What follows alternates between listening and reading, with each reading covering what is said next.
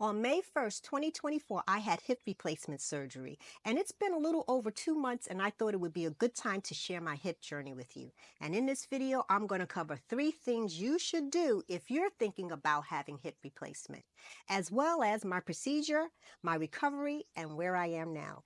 The first thing you need to do if you're considering having hip replacement surgery is your mindset. Now, what do I mean about mindset? You need to have your mind mentally ready as well as being physically ready. And I wasn't at that point until I went to my 40th class reunion, high school class reunion of the performing arts. I was a dance major. And one of the dancers that I knew and we went to school together, she danced for Alvin Ailey's. And I noticed that she had posts on her Facebook page that she was working out in the gym after having hip replacement surgery. So as soon as I got to the reunion and I saw her, I was like, you had hip replacement surgery. You have to tell me all about it. And she said, are you experiencing pain in your hip? And I said, yes. So she says, what are you waiting for? She said, I can tell you that it's not going to get better and it's only going to get worse. And your quality of life is going to be so much better. She said, I had one in my right hip and my left hip, and it was the best decision I made. So I started really thinking then. That kind of triggered something. And that same evening, another friend, he was male, a male dancer, he said that he had hip replacement surgery too, and it was the best decision that he had made. The second thing you need to do is you should try to eliminate foods that causes inflammation. Now, I have osteoarthritis, which is arthritis of the hip. And anything that has an itis means inflammation. So what I did is I cut out gluten and sugar for around 2.5 months because I wanted to prepare my body for surgery. And as well, if I could curb the inflammation, I was ahead of the game. But as well, during my journey of having hip pain for many years, maybe over 5 or 6 years now, it wasn't severe, it was off and on, I did go off sugar and gluten, and I can tell you it did help. You know, it helped with having the pain. I didn't have the pain as often and as well as not as severe. So diet does make a difference, but what didn't change was I still was losing my mobility. There were things that I could not do, even with eliminating the gluten and the sugar. The third thing you need to do if you're considering having hip replacement surgery is to make sure that you continue to be physically active. That's one thing that I did is I made sure that I worked out, and I loved TRX, yoga, Pilates, the whole gamut. But I did lose a lot of my flexibility, so there were certain things I couldn't do. And that's when I really made the decision that something needs to happen, because even though I had eliminated the gluten and the sugar, I still wasn't able to do some of the things that I used to be able to do, like yoga, for instance. I used to love to do yoga, and when I would do my sun salutations, there were things that I could still do on my right leg, but I couldn't do on my left leg. And as time went on, it was getting worse and worse. But the really big thing that really said I need to do something about it was that I was having difficulties lifting up my leg like this, right? And tying my shoe. And there were times when I really could not lift this leg up to do that.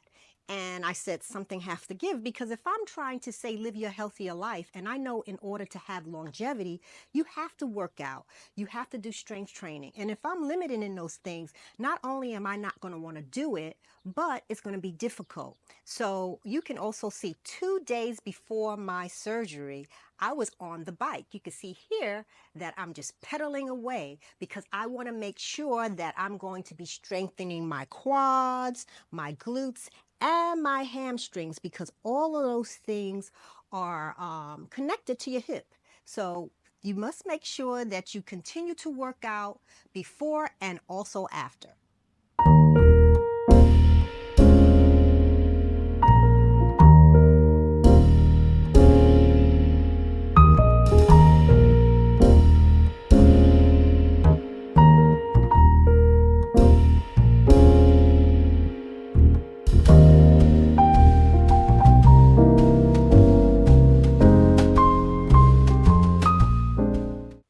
I had an anterior hip replacement. Now there's 2 kinds. There's the anterior and there's the posterior. Now the anterior one, let me get up so you can see, goes through the frontal part of your hip. Actually, this is where my scar is.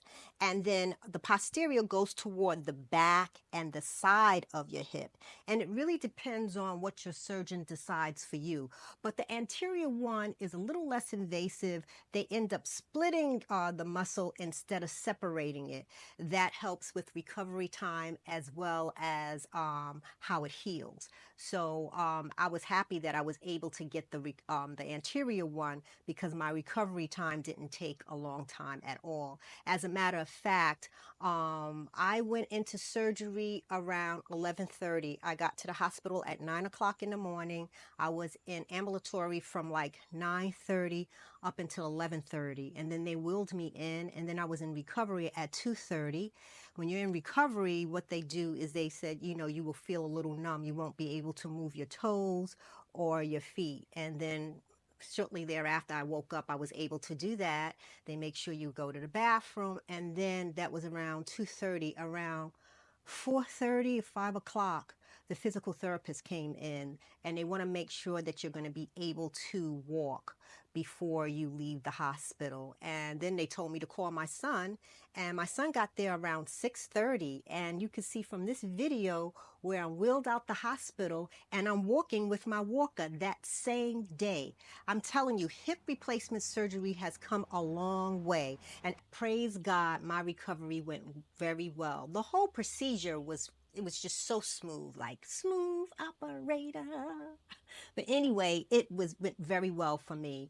And I attributed a lot of that to my mindset, because once I knew that God was with me and this was the time to do it, I was just like, I'm all in it, because I'm really excited about not having pain and getting back to the level that I was at, right? So I had a physical therapist come to the house 3 times a week. And whenever he would give me something to do, like a challenge, if I couldn't do it on that visit, by the next visit, I was able to do it. And so at first, I think for around a week, I was walking with the walker. And then by the next week, he said that if I could stand, okay, I'm going to show you, and balance on this leg. Now, this is the left leg. If I can balance without holding on, then I was ready to use the cane. And as you can see in this video, this is around a week and a half where I'm walking with the cane. And then he would take me out. And actually, when I started walking with the stairs, and then you can see in this video that I'm able to walk down the stairs, and that's probably around the second, no, not even the second week. Yeah, around the second week, I started walking with the, being able to walk up and down the stairs. So as you can see that I progressed very nicely. So by the third week, because I had my surgery done in New York, and by the third week, my son came back to where I lived, and then I started physical therapy at an outpatient facility, and I did that twice a week. And they really were amazed as well at how I was progressing. But I attributed that to the things I mentioned earlier, the things that you should do if you're going to have hip replacement surgery. Mindset, eat foods that doesn't inflame you, and exercise. And because I did those things, my recovery went very well. So it's about 2.5 months afterwards, maybe not 2.5, but a little less than 2.5 months that I've had my hip replacement surgery. I went back to work after 8 weeks. I work from home, and there's one day a week where I have to go in, so I'll start traveling going back in. But I must say that I'm able to do some of the things that I couldn't do previously before my hip surgery, and I'm very pleased with like that.